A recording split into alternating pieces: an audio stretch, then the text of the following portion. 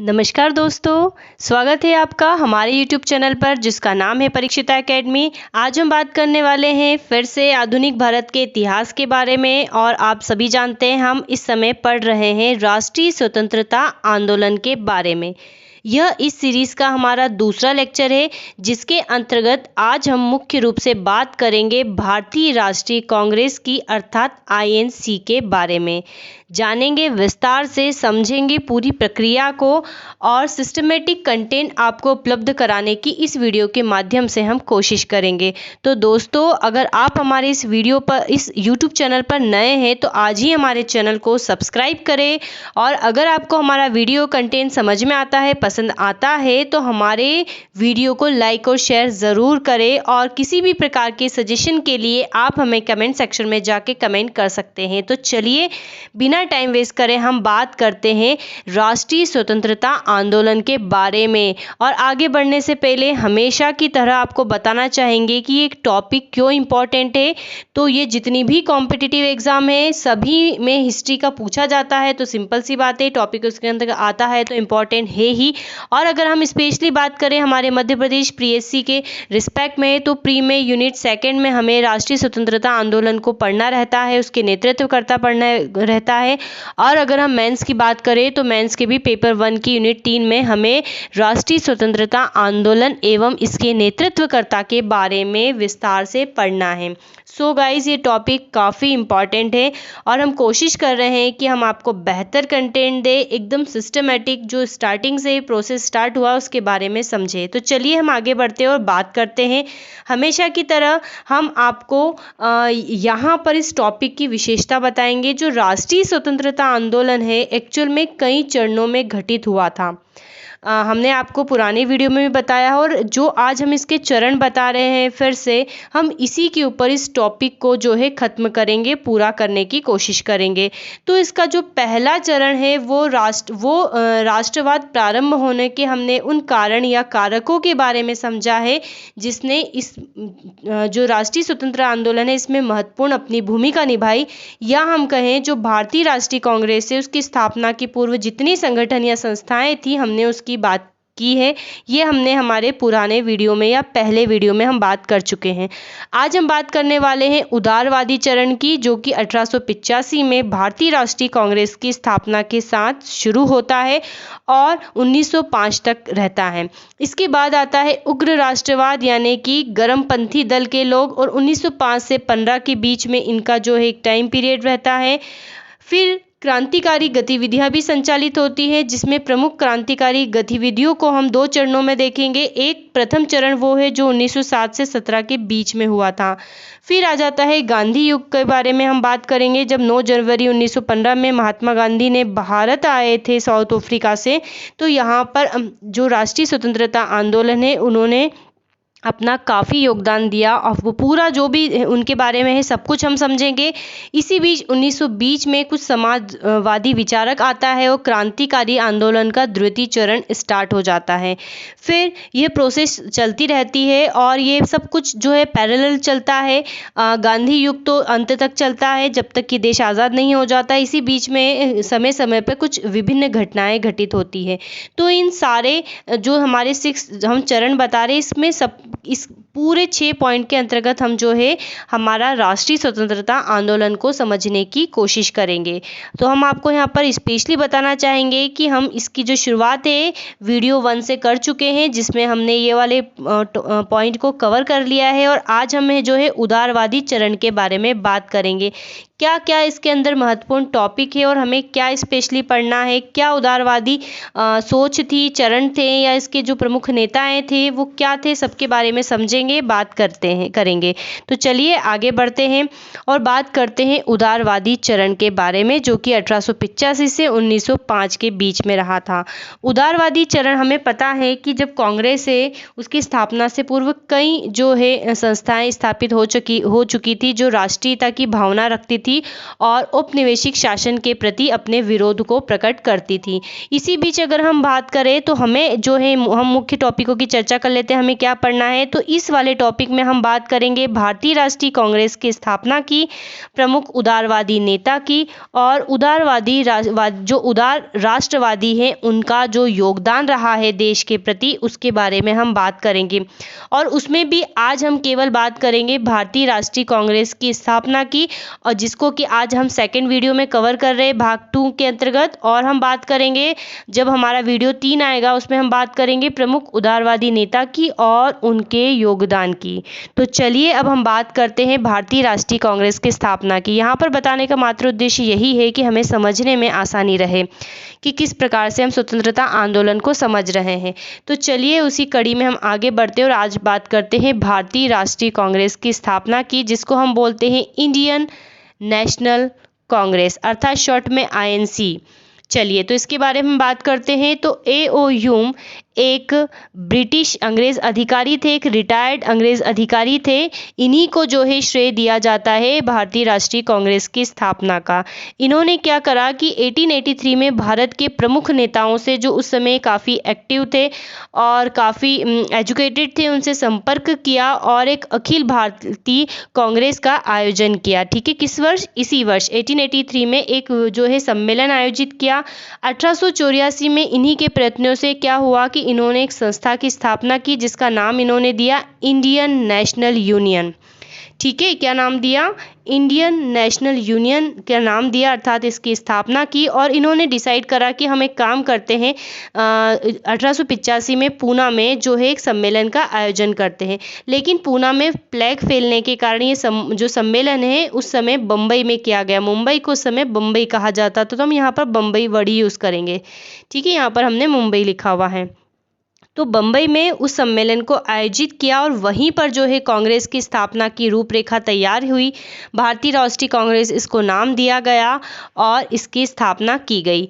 तो सिंपल सी बात है कि जो A.O. ह्यूम के अतिरिक्त सुरेंद्र नाथ बैनर्जी और आनंद मोहन बोस ने भी कांग्रेस की रूपरेखा में मदद की और इनको भी जो इसकी स्थापना का श्रेय दिया जाता है। तो सिंपल सी बात है कि 1885 में भारतीय राष्ट्रीय कांग्रेस की स्थापना हुई और इस समय भारत के जो वाइसराय थे वो थे लॉर्ड डफरिन। काफ़ी एग्जाम में क्वेश्चन जो है पूछा गया है। ठीक है, तो याद रखना है लॉर्ड डफरिन जो है उस समय कांग्रेस के भारत के वाइसराय थे। अगर हम बात करें कांग्रेस की स्थापना की, तो इसकी स्थापना की मूल तिथि है 28 दिसंबर 1885 बम्बई। ठीक है, तो इसकी स्थापना हुई थी 1885 बम्बई में और इस समय इसके जो अध्यक्ष नियुक्त किए गए वो किए गए W.C. बैनर्जी। ठीक है, A.O. ह्यूम ने स्थापना ज़रूर की थी लेकिन जो इसके अध्यक्ष थे वो W.C. बैनर्जी को जो है निर्वाचित किया गया था। और हर साल ये सम्मेलन जनरली दिसंबर के महीने में ही आयोजित किया जाता था। तो यहाँ पर स्पेशल चीज़ याद रखनी है कि इस समय भारत के जो वाइसराय थे लॉर्ड डफरिन थे। 28 दिसंबर 1885 में भारतीय राष्ट्रीय कांग्रेस की स्थापना की थी। कहाँ पर हुई थी? तो बम्बई में हुई थी। पहले अध्यक्ष कौन थे? तो W.C. बैनर्जी थे और A.O. ह्यूम के नेतृत्व में। तो इतनी बातें हमें याद रखना है। इस समय कुल 72 प्रतिनिधियों ने भाग लिया था। तो ये स्पेशल फैक्ट जो है आपको याद रखना है। हम बात करते हैं कोलकाता कुछ स्पेशल पॉइंट के बारे में। तो कोलकाता विश्वविद्यालय की जो प्रथम महिला स्नातक है कादम्बिनी गांगुली ने 1890 में प्रथम बार कांग्रेस को संबोधित किया। तो ये वाला फैक्ट भी आपको याद रखना है। अब हम INC भारतीय राष्ट्रीय कांग्रेस से जुड़े हुए कुछ फैक्ट जानते हैं जो एग्ज़ाम के पॉइंट ऑफ व्यू से काफ़ी इम्पॉर्टेंट हैं। तो हम बात करते हैं अगर कि INC अर्थात भारतीय राष्ट्रीय कांग्रेस के पहले अध्यक्ष की, तो आप सभी जानते हैं हमारा आंसर क्या होगा? व्योम चंद्र बनर्जी अर्थात W.C. बैनर्जी, जो कि पहली मीटिंग कहाँ हुई थी? तो बम्बई में हुई थी। अब हम बात करते हैं भारतीय राष्ट्रीय कांग्रेस के प्रथम मुस्लिम अध्यक्ष की, क्योंकि इस प्रकार से के क्वेश्चंस जो होते एग्जाम में पूछे जाते हैं, तो हमारा आंसर है बदरुद्दीन तैयब जी। अब आपके मन में क्वेश्चन आ रहा होगा कि क्यों ना हम सारे ही जो आईएनसी के अध्यक्ष है, वर्ष, स्थान, उनके बारे में पढ़ लें। तो दोस्तों एक्चुअल में काफ़ी ज़्यादा डेटा हो जाएगा और इतना डेटा नहीं पूछा जाता है, इसलिए जो भी कांग्रेस के अधिवेशन इम्पॉर्टेंट है हम यहाँ पर उन्हीं की ही बारे में बात कर रहे हैं। 50+ है तो 50+ को हमें एकदम अल्टरनेट और सीक्वेंस में याद रखना पॉसिबल नहीं है, इसलिए हम यहाँ पर वही मेन जो है आपको बता रहे हैं जो एग्ज़ाम में पूछे जाते हैं। तो आपको याद रखना है भारतीय राष्ट्रीय कांग्रेस के प्रथम मुस्लिम अध्यक्ष कौन थे, तो बदरुद्दीन तैयब जी, जो कि 1887 में यह कांग्रेस का तीसरा अधिवेशन था और मद्रास में हुआ था। तो आपको यहाँ पर ये फैक्ट याद रखना है। अगर हम बात करते हैं प्रथम अंग्रेज अध्यक्ष की, तो वो थे जॉर्ज यूल। 1888 में इलाहाबाद में यह कांग्रेस का चौथा अधिवेशन था। अब नेक्स्ट क्वेश्चन है कि पहली बार वंदे मातरम कब गाया गया, वंदे मातरम गाया गया, तो हमारा आंसर है 1896 के कलकत्ता अधिवेशन में, जिसमें रहीमतुल्लाह सयानी जो थे कांग्रेस के अध्यक्ष थे। पहली बार स्वराज शब्द का प्रयोग हुआ तो 1906 में, जब दादा भाई नौरोजी इसके अध्यक्ष थे और यह जो सम्मेलन है वो हुआ था कोलकाता में। दादा भाई नौरोजी की बात करें तो वो 3 बार जो है राष्ट्रीय कांग्रेस के अध्यक्ष बन चुके हैं। चलिए अगले हम बात करते हैं कांग्रेस का प्रथम विभाजन कब हुआ, तो गरम दल के लोगों, नरम दल के लोगों में वैचारिक मतभेद के कारण 1907 के सूरत अधिवेशन में जो है कांग्रेस का प्रथम विभाजन हुआ, जिसके अध्यक्ष थे रास बिहारी घोष थे। तो तीनों फैक्ट यहाँ पर कनेक्टेड है, ध्यान रखना है। ये अध्यक्ष के नाम है पर्टिकुलर, ये वो समय है, वो टाइम है जब कांग्रेस का अधिवेशन हुआ था और ये जगह है जहाँ पर अधिवेशन संपन्न हुआ था। अगर हम बात करते हैं कांग्रेस संविधान निर्माण की, तो 1908 में मद्रास के सम्मेलन में हुआ था। डॉक्टर रास बिहारी घोष इसके अध्यक्ष थे। पहली बार जनगण मन कब गाया गया, तो 1911 के कोलकाता अधिवेशन में गाया गया, जिसके जो अध्यक्ष थे पंडित विश्व नारायण धर थे। मुस्लिम लीग से समझौता कब हुआ, हम सब जानते हैं कि तो मुस्लिम लीग से जो समझौता हुआ 1916 में हुआ लखनऊ अधिवेशन में, जिसके अध्यक्ष थे अंबिका चरण मजूमदार।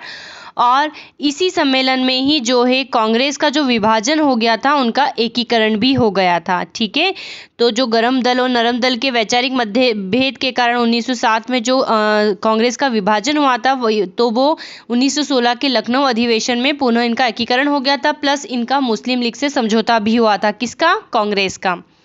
प्रथम महिला अध्यक्ष कौन थी, तो वो थी एनी बेसेंट 1917 के कोलकाता अधिवेशन में। ये फैक्ट आपको याद रखना है। अगर हम बात करें कांग्रेस का दूसरा विभाजन कब हुआ, तो 1918 में मुंबई के अधिवेशन में, जिसके अध्यक्ष थे हसन इमाम।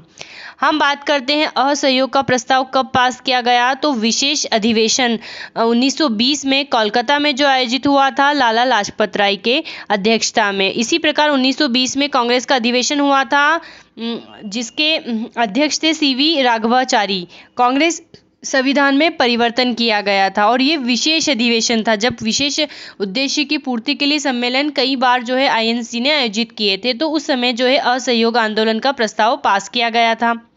सबसे युवा अध्यक्ष कौन से हैं, कई एग्जाम में क्वेश्चन पूछा जा चुका है, तो वो थे अबुल कलाम आज़ाद। 1923 दिल्ली, अर्थात 1923 का अधिवेशन था जो दिल्ली में संपन्न हुआ था और साथ में ही जो है अबुल कलाम आज़ाद इसके अध्यक्ष थे। अगर हम बात करें प्रथम भारतीय महिला अध्यक्ष की, तो वो थी सरोजनी नायडू 1925 के कानपुर अधिवेशन में। और एनी बेसेंट की बात हम कर चुके हैं। सदस्यों हेतु खादी वस्त्र अनिवार्य किया 1926 के गुवाहाटी अधिवेशन में, जिसके अध्यक्ष थे श्रीनिवास आयगर। ठीक है, श्रीनिवास आयगर।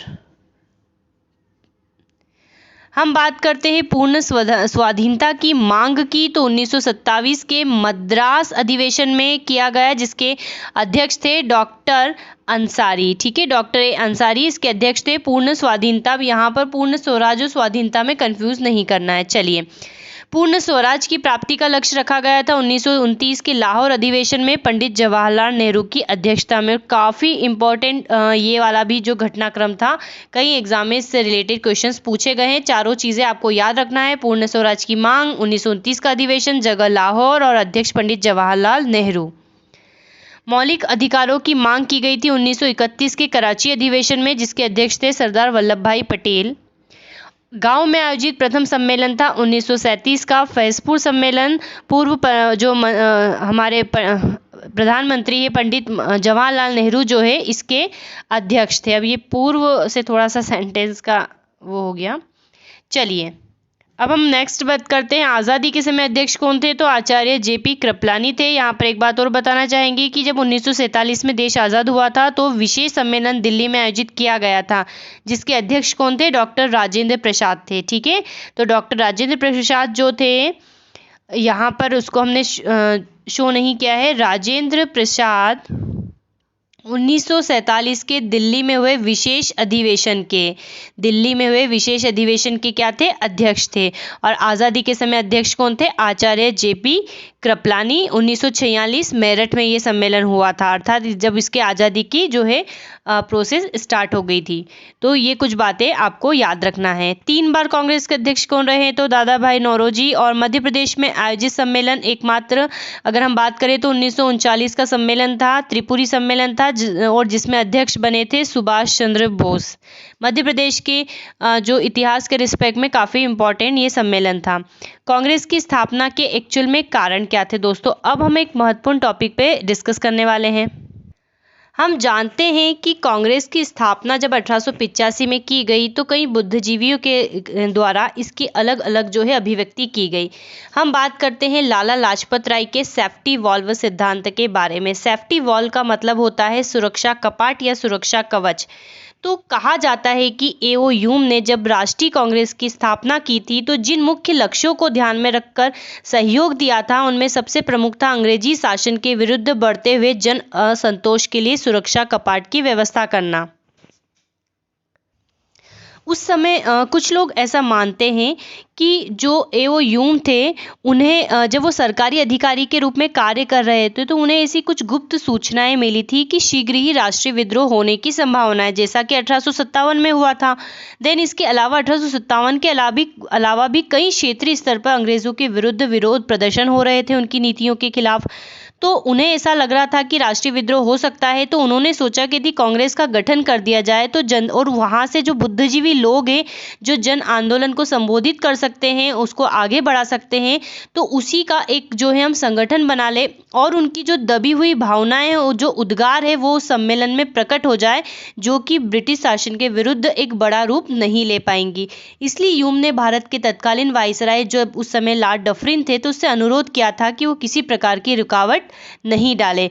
तो इसी को जो हमारे इतिहासकार है उसने सेफ्टी वॉल्व की अवधारणा दी है। तो आई थिंक आपको ये सिद्धांत समझ में आ गया होगा कि कुछ लोग ये तर्क देते थे कि इसमें जो है अंग्रेजों का ही हित था, क्योंकि हमने पढ़ा है कि ए.ओ. ह्यूम ने जो है कांग्रेस का नेतृत्व प्रदान किया था स्थापना में, तो उनका क्या उद्देश्य था, तो इस विषय पे हमने चर्चा की। इसी प्रकार आर.पी. दत्त थे, उन्होंने षड्यंत्र सिद्धांत इसके लिए प्रस्तुत किया था। आपको ये फैक्ट याद रखना है। गोपाल कृष्ण गोखले ने प्रकाश संवाहक सिद्धांत इस संबंध में दिया था। तो हमने यहाँ पर केवल सेफ्टी वॉल्व की चर्चा की है। विपिन चंद्र चुग के अनुसार ए.ओ. ह्यूम ने कांग्रेस की स्थापना के लिए एक तड़ित चालक या उत्प्रेरक का कार्य किया। तो आपको यहाँ पर विपिन चंद्र जो है इनका कथन याद रखना है, काफ़ी अपने आप में इम्पॉर्टेंट है। एग्ज़ाम में एमपीपीएससी के एग्ज़ाम में ये ट्रेंड बन चला है कि अब वो कथन से क्वेश्चन पूछता है, कि पर्टिकुलर वो एक लाइन दे देता है, पूछता है कि कथन किसने कहा था। इसलिए हमने इस टॉपिक से रिलेटेड ये यहाँ पर फैक्ट को ऐड किया है। तो विपिन चंद्र के अनुसार जो ए.ओ. ह्यूम थे उन्होंने क्या करा था, कांग्रेस की स्थापना के लिए उत्प्रेरक का कार्य किया था। तो ये विपिन चंद्र का कथन है। जब 1885 में यहाँ पर जो है कांग्रेस की स्थापना कर दी तो लंदन में भी जो है भारतीय राष्ट्रीय कांग्रेस की ब्रिटिश कमेटी की स्थापना की गई थी, जिसका नाम क्या रखा गया, इंडिया।